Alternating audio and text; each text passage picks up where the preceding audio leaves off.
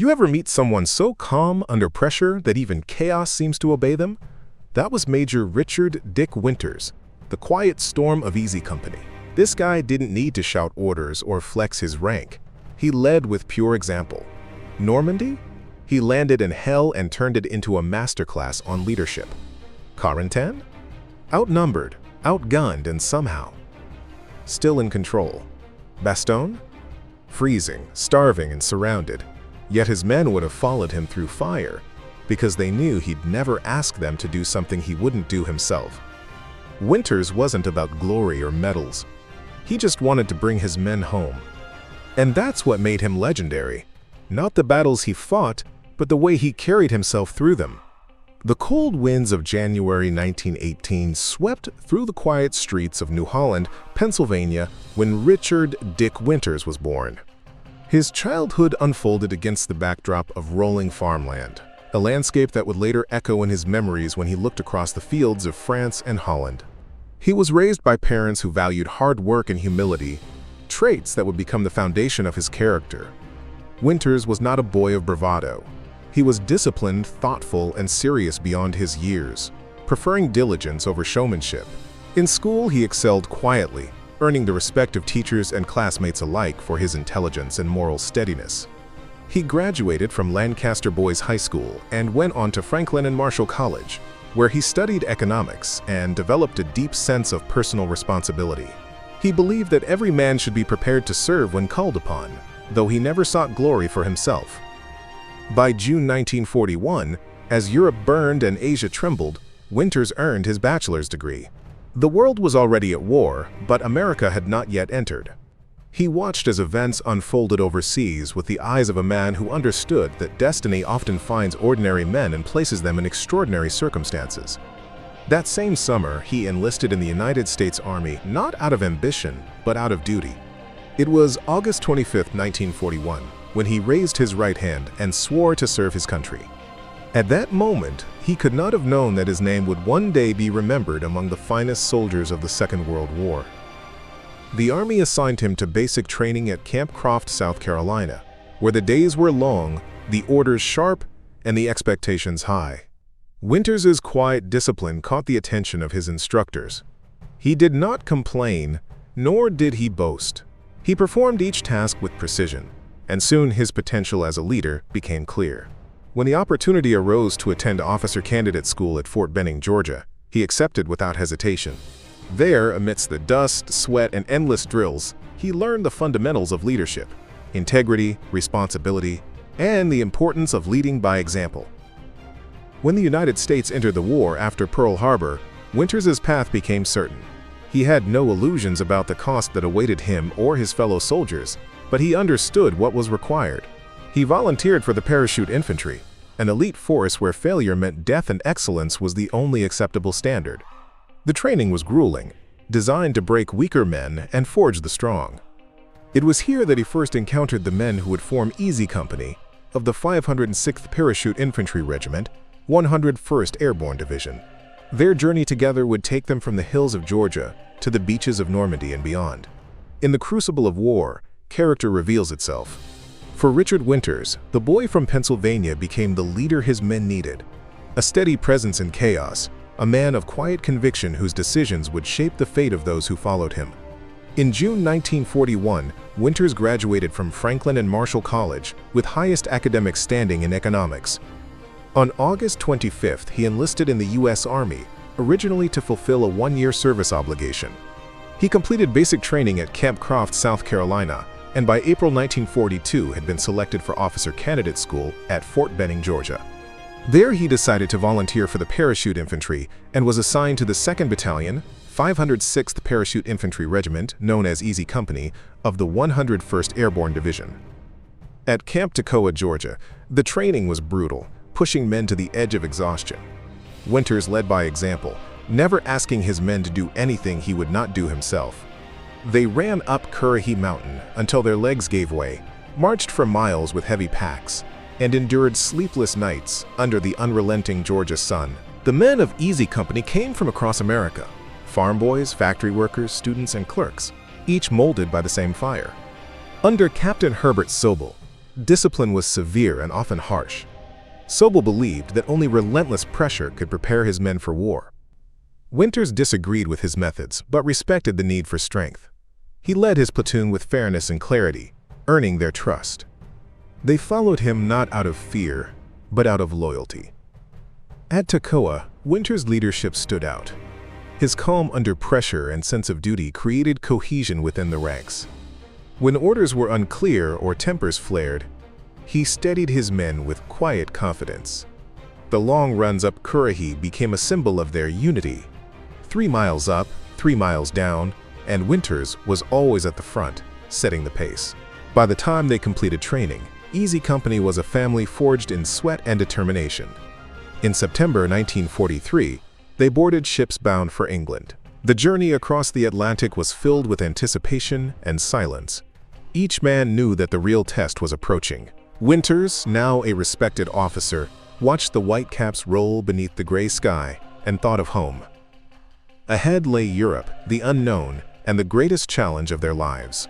Easy Company arrived in England ready to fight, trained to the limit, and led by a man who believed that true leadership meant serving others first. The night of June 5, 1944, was heavy with anticipation. The men of Easy Company sat in the dim light of the hangar at Upottery Airfield, checking and rechecking their gear. Each man carried nearly 100 pounds of equipment: rifles, ammunition, grenades, rations, and the fear that he might not see another sunrise. Richard Winters moved among them, calm and deliberate. He spoke little, offering only brief words of encouragement. There was no need for speeches. His presence was enough. They trusted him because he never faltered. Outside, the engines of the C-47 transport planes rumbled to life, filling the air with a steady, growing thunder. At 10 p.m., Winters and his men climbed aboard their aircraft. The interior smelled of fuel, canvas, and sweat. As they took off into the night, the coastline of England disappeared beneath them. Below the clouds lay the occupied fields of France, waiting for the invasion that would decide the future of Europe. The flight was rough. Anti-aircraft fire erupted from the ground as the formation approached Normandy. Bursts of red and white tracer rounds streaked upward, and the planes scattered to avoid destruction. Inside the chaos, Winters looked at his men, faces tense, eyes wide, and gave the signal to prepare to jump. At 1:20 a.m. on June 6, 1944, the green light flashed. Winters leapt into the darkness. The roar of the engines faded, replaced by the rush of wind and the snap of parachutes opening all around him. He hit the ground hard in a hedgerow field, losing his weapon in the landing. Around him was confusion, scattered men, gunfire in the distance, the glow of burning villages. He gathered whoever he could find, a handful of paratroopers from different units, disoriented but ready to fight. They moved through the dark fields, avoiding German patrols and searching for their objective. By dawn, Winters had regrouped several members of Easy Company near the village of Sainte-Marie-du-Mont. Intelligence reports indicated that a German artillery battery near Brecourt Manor was firing on Utah Beach, threatening the troops landing there. Without hesitation, Winters decided to attack. He had only 13 men and no clear picture of the enemy's strength, but he knew the mission had to succeed. Crawling through hedgerows, he led his small team toward the enemy position. The first gun was captured in a swift assault, then the second. Winters coordinated the movement with precision, flanking the Germans and using every scrap of cover. They moved methodically down the trench line, taking each position one by one under heavy fire. When the final gun was silenced, the battery had been destroyed, dozens of Germans captured or killed, and Utah Beach spared from further shelling. The assault had taken less than 2 hours. The success of the operation would later be studied at West Point as a model of small unit tactics and leadership. For his actions, Winters was awarded the Distinguished Service Cross, though he accepted it with characteristic humility. He credited his men, saying that no single man won that fight. It was Easy Company together. After Brecourt, Winters continued to lead with the same quiet determination. Easy Company pushed through the Norman countryside, capturing villages and securing roads as the Allied invasion expanded. The men endured exhaustion, mud, and the ever-present danger of snipers and artillery. Each day revealed new challenges, and Winters met them all with calm resolve. His leadership style remained unchanged, direct, fair, and grounded in trust. He knew that the strength of a commander came not from rank, but from the respect of his men. When the campaign in Normandy came to a close, Winters looked back at the fields where it had all begun, the same hedgerows, the same battered farmhouses that had witnessed their courage and loss. He had seen his men grow from frightened soldiers into veterans bound by shared purpose. The victory in Normandy was not just a strategic triumph, but a testament to discipline, teamwork, and faith in one another. For Winters, the mission was far from over, but the lessons of that first battle would stay with him forever. It was in those hedgerows, beneath the smoke and thunder of war, that Richard Winters became the leader history would remember. The guns of Normandy had barely cooled when Easy Company received new orders. The fighting at Carentan was fierce, street to street, house to house, as the men struggled to link the American beachheads and secure a vital crossroads. Richard Winters led from the front, calm amid the roar of gunfire and the whistle of bullets.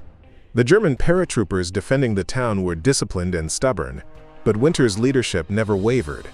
He moved with precision, directing his men through narrow streets and shattered buildings. When confusion reigned, he brought order. When fear crept in, he brought confidence. The capture of Carentan marked another turning point, proving that Easy Company could take and hold against the best Germany had to offer. After Carentan, the men were exhausted. Many had been wounded or lost close friends.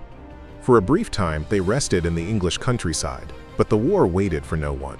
In September 1944, the company was sent to Holland as part of Operation Market Garden, an ambitious plan to push into Germany and end the war by Christmas. It was a bold gamble, but one that would test the limits of every soldier involved. Winters, now a first lieutenant and company executive officer, helped coordinate the parachute landing near Eindhoven. The jump was smoother than Normandy's, but the ground ahead was far from safe. Dutch civilians greeted the Americans with flowers and cheers, unaware of the brutal fighting that would soon follow.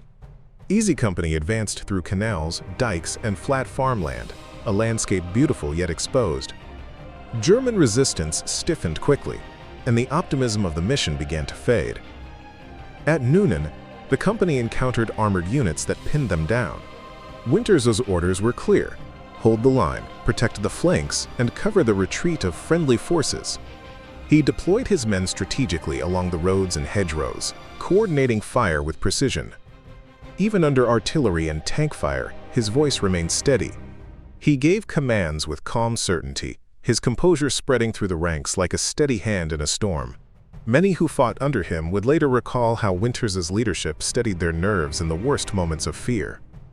As the campaign dragged on, Operation Market Garden began to unravel.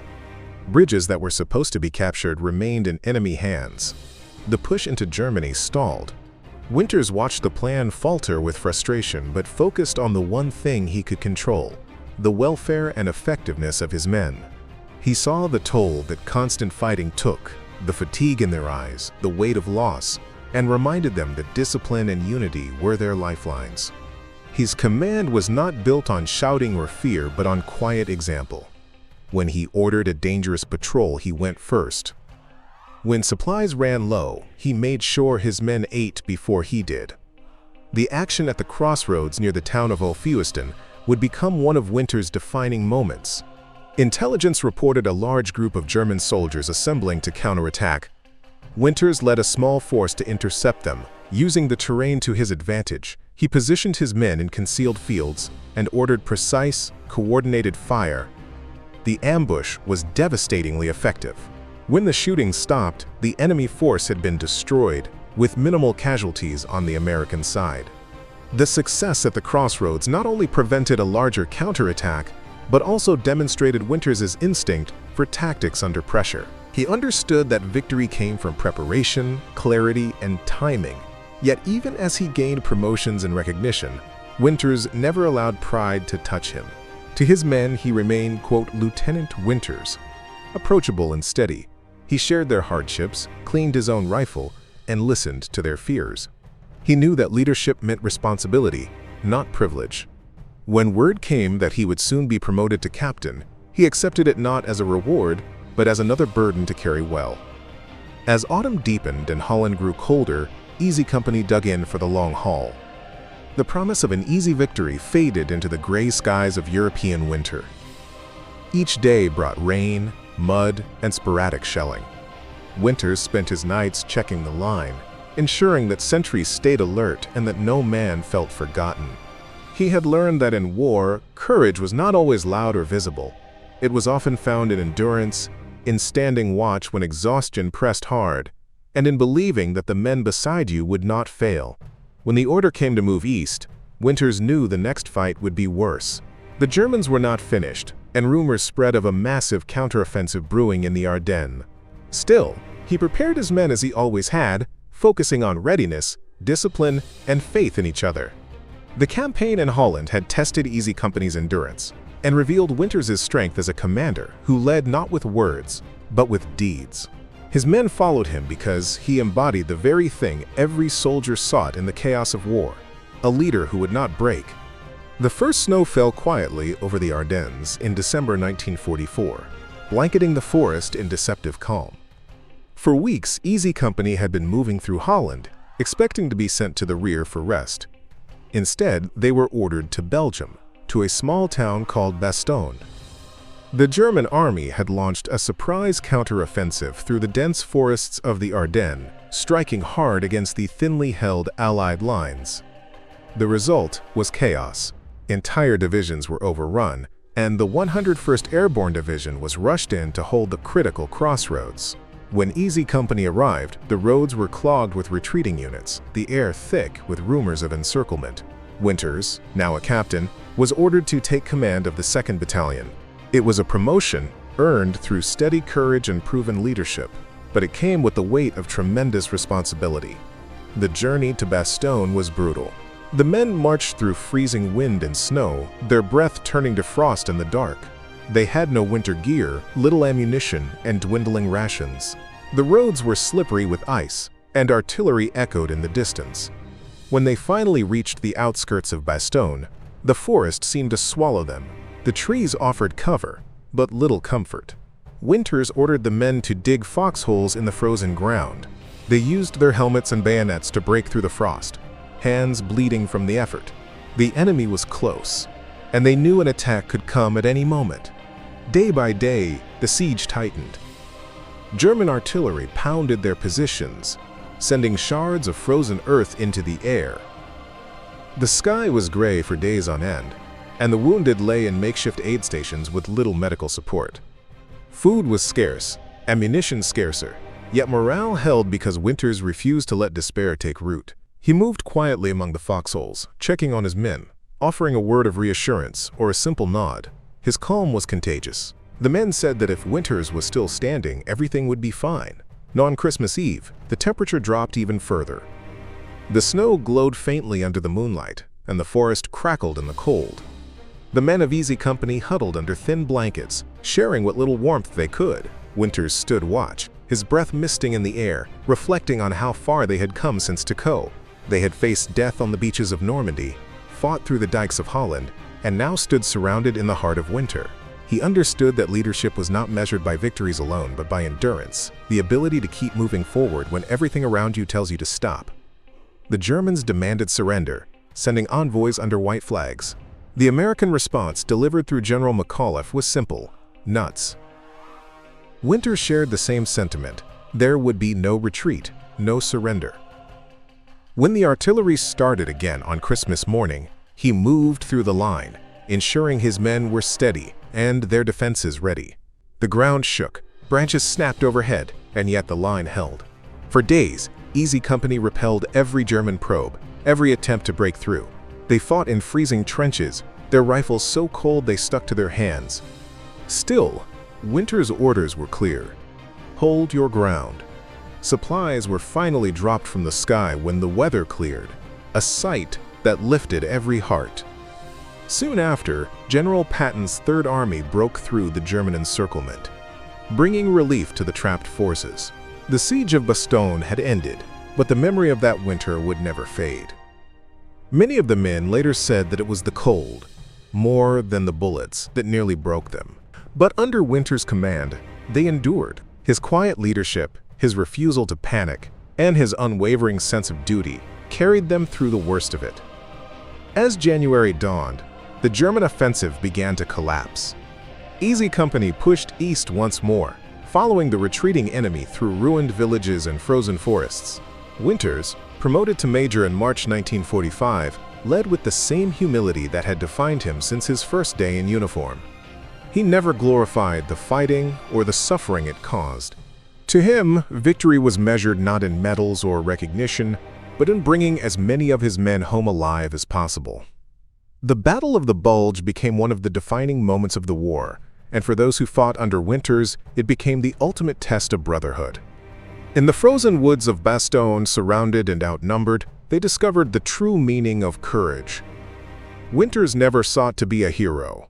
He simply did what had to be done, leading his men through fire, frost, and fear, with the same steady hand that had guided them since Toccoa. The winter of 1944 forged not only victory, but also a legacy. Under that snow-covered canopy of war, Major Richard Winters became a symbol of endurance, integrity, and the unyielding strength of a leader who would never ask more of his men than he was willing to give himself. The winter snow began to melt as the Allies pushed east in the spring of 1945. The Great German Offensive had failed, and the once invincible Wehrmacht was retreating on every front. Easy Company, worn from months of fighting, marched through the ruins of Luxembourg and into Germany. The men were leaner, quieter, more solemn. They had seen too much to celebrate too soon. Major Richard Winters, now commanding the 2nd Battalion of the 506th Parachute Infantry Regiment, led them forward with the same composure that had carried them through Normandy and Bastogne. He knew the war was nearing its end, but he also knew that in its final days it could still claim lives as easily as it had on its first. As they advanced into the Rhineland, the destruction was immense. Towns were reduced to rubble, bridges collapsed, and rivers overflowed with debris. German resistance was sporadic, yet desperate. Many soldiers fought to the last bullet, others surrendered with relief. Winters enforced strict discipline among his men. He reminded them that victory did not excuse cruelty, that even in triumph they must remain soldiers of principle. He made it clear that the enemy's defeat did not erase their humanity. When they entered captured towns, he ordered his men to treat civilians with respect. It was a message that separated his leadership from so many others, a refusal to let hatred erode morality. In late April, Easy Company received orders to seize Berchtesgaden, the mountain retreat of Adolf Hitler and the Nazi High Command. Rumors had spread through the division that the Eagle's Nest, perched high above the Bavarian Alps, contained treasures looted from across Europe. For the men, it symbolized the heart of the regime they had spent years fighting. For Winters, it represented closure, the final destination in a war that had taken them from the hedgerows of Normandy to the heart of Germany. The journey south was long and uneasy. The roads were littered with surrendering German soldiers, columns of prisoners marching westward under guard. The closer they came to Berchtesgaden, the less resistance they met. The enemy was collapsing completely. On May 4th, Easy Company reached the outskirts of the town. The air was clear, the mountains stood in silent majesty, and for the first time in years, the thunder of artillery was distant. Winters stood on a ridge overlooking the valley and felt a strange stillness. The war that had defined every waking moment of his life for nearly 3 years was finally drawing to an end. When Easy Company entered the Eagle's Nest, they found luxury beyond imagination: wine cellars, gold, silver, fine paintings, and furniture untouched by the chaos below. Yet for all its splendor, the place felt empty, hollow, and cold. The empire it represented had crumbled, and no amount of grandeur could disguise the ruin it left behind. The men explored the vast halls in quiet disbelief. Some took souvenirs, others simply stood in silence, absorbing the weight of what they had achieved. Winters took little. He never sought trophies. His satisfaction lay in the knowledge that his men had survived and that their mission was complete.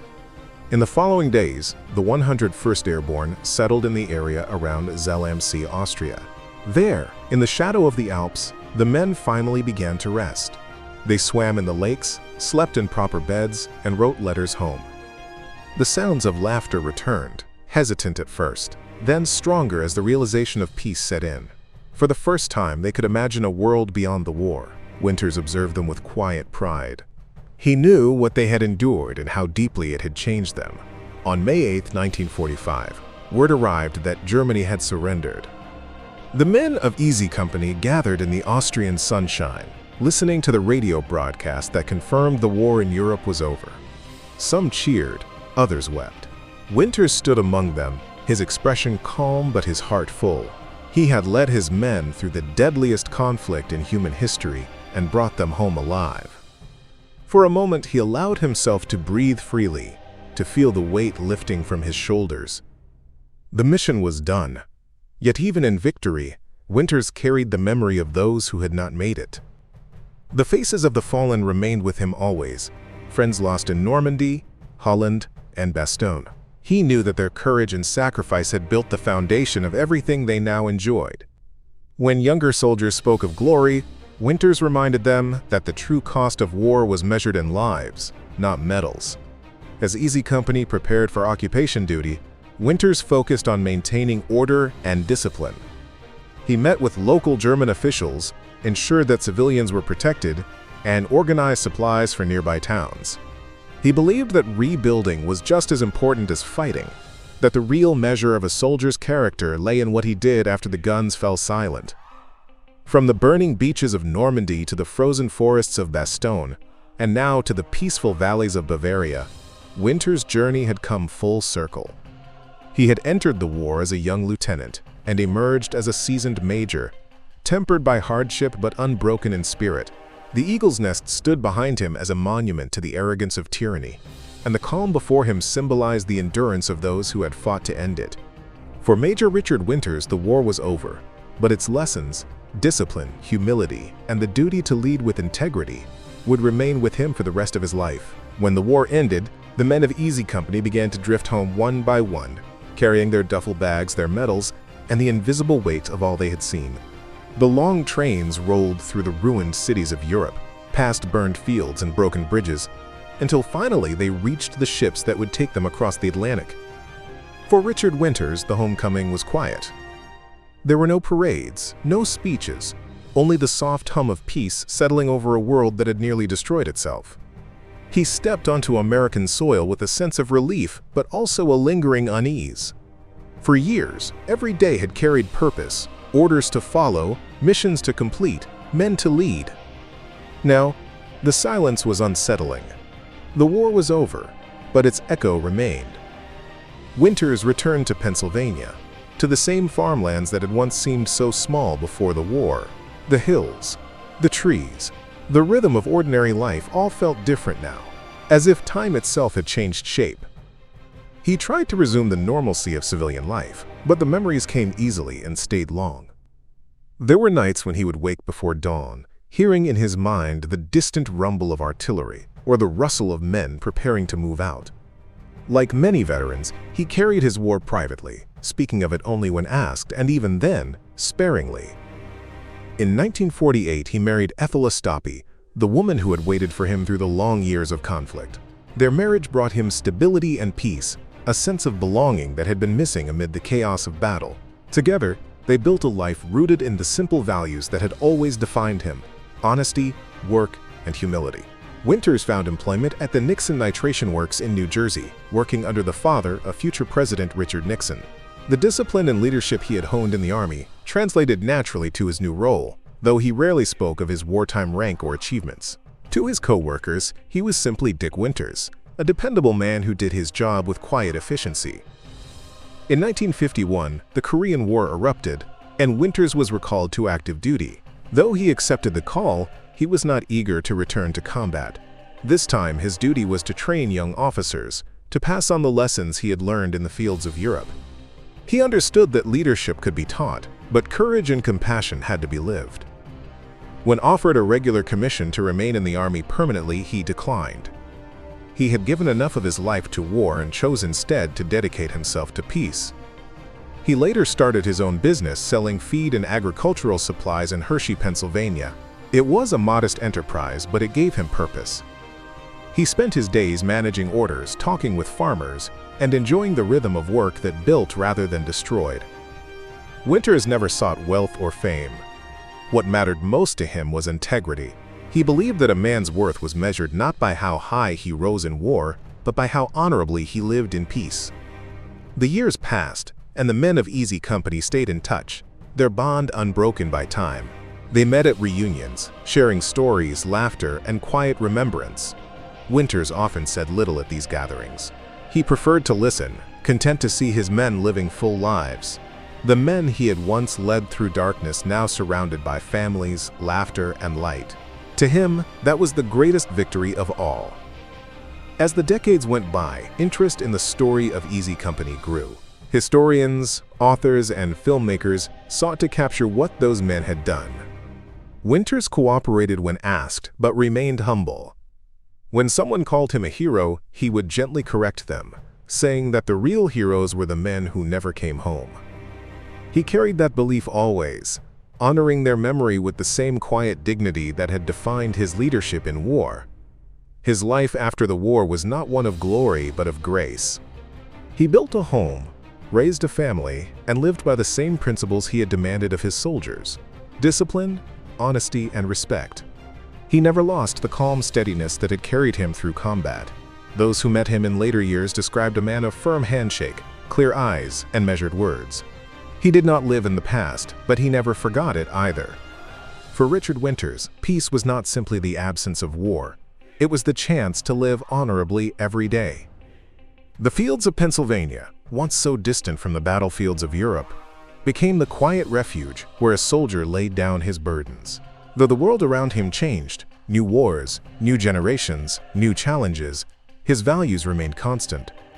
In a life defined by service and sacrifice, his greatest triumph was in living simply, humbly, and with purpose. In his later years, Richard Winters found himself drawn more and more to reflection. The war that had once dominated every waking thought now existed as memory, preserved in faded photographs, yellowing letters, and the faces of the men who had shared it. When Stephen Ambrose began writing the book Band of Brothers in the early 1990s, Winters participated reluctantly at first. He was private by nature, wary of attention, but he understood the importance of preserving the truth. He wanted the story of Easy Company to belong not to him, but to history, to the men who had fought beside him, and to the generations who would never know war as they had. When the book was published in 1992, it captured the spirit of Easy Company with honesty and humanity. Winters appreciated that it told their story without glorifying the violence or diminishing the cost. It showed the fear, the courage, the exhaustion, and the brotherhood that defined those years. Still, when the Band of Brothers television series was announced by Tom Hanks and Steven Spielberg, he hesitated. He did not want to be portrayed as larger than life, insisting that the focus remain on the company as a whole, not on him alone. When the series aired in 2001, Winters was already in his 80s. He watched it quietly, with Ethel by his side, the scenes unfolding like memories brought to life. He later said that the portrayal of Easy Company was remarkably faithful, and that Damian Lewis, who played him, had captured the calm resolve he had always tried to embody. But even with the accuracy of the production, the emotion of it all struck him deeply. Watching the series, he was transported back to Normandy, to Carenton, to Bastogne, to Berchtesgaden. He saw his men again, so young, so determined, so alive, and felt the ache of loss for those who did not live to see this retelling of their story. After the series aired, Winters received hundreds of letters from viewers around the world, soldiers, students, and ordinary people, who thanked him for his service, his leadership, and his example. He responded to many of them personally, though always with humility. He reminded them that Easy Company's success had been built on teamwork, trust, and sacrifice, not on any single man's heroism. When asked what made him a good leader, he said it was simple. He cared for his men more than he cared for himself. That, he believed, was the essence of leadership. In his final years, he lived quietly on his farm near Hershey, Pennsylvania, tending to his garden, feeding the birds, and enjoying the peace that had been so long in coming. He often said that he wanted nothing more than to live a good, quiet life, free from conflict. Visitors who came to see him were struck by his modesty. There were no medals on the walls, no grand displays of his military past, only simple reminders of the life he had built after the guns fell silent. His health began to decline in the late 2000s, but his mind remained sharp. He continued to correspond with his former men and with admirers who sought his wisdom. In interviews, he often repeated a line that had guided him throughout his life: "Hang tough." It was the phrase he had used during the darkest days of Bastogne, and now it became a quiet philosophy for living. On January 2, 2011, Richard Winters passed away at the age of 92. His death marked the end of an era, but his legacy endured. The news spread quickly among his fellow veterans, and tributes poured in from around the world. Soldiers who had never met him spoke of the example he had set. Historians called him one of the finest combat leaders of the Second World War. But those who knew him best remembered something simpler: a man who led with compassion, courage, and humility. At his funeral, the service was simple, just as he had wished. There were no grand speeches, no elaborate displays, only friends, family, and a few surviving brothers from Easy Company. The flag folded neatly on his coffin represented not only his service, but the ideals he had lived by. When the last notes of taps faded, there was a silence that carried both sorrow and gratitude. His journey had come full circle, from the fields of Pennsylvania to the battlefields of Europe and back again. In the years since his passing, the story of Easy Company has continued to inspire new generations. The name Richard Winters has become synonymous with quiet strength and integrity. His leadership philosophy is now taught in military academies and leadership seminars, where officers study not his victories, but his values. To lead like Winters means to put others first, to act with conviction, and to face hardship with calm determination. For those who served under him, his memory lives not in medals or books, but in the shared bond of brotherhood that never faded. And for the countless people who learned his story through Band of Brothers, he remains a reminder that true heroism lies not in glory or fame, but in decency, honor, and the willingness to stand firm when it matters most. In the end, Richard Winters' story is not just the tale of a soldier, but of a man who understood what it meant to lead with heart. He lived through the most brutal war in human history and emerged not hardened but humbled. His name became a symbol of integrity, courage, and the quiet strength that holds men together in the darkest of times. The world often celebrates victory through medals and monuments, but Winters taught that true victory lies in character, in doing what is right when no one is watching. He never sought recognition, yet it found him because honor cannot remain hidden. When asked late in life if he considered himself a hero, he paused and said softly that he was not, but that he had served in a company of heroes. Those words became his final legacy, a reminder that greatness is not born from power or rank, but from loyalty, sacrifice, and humanity. Today, his story endures as a guiding light for all who believe that leadership is an act of service, and that the greatest heroes are often the ones who never call themselves one,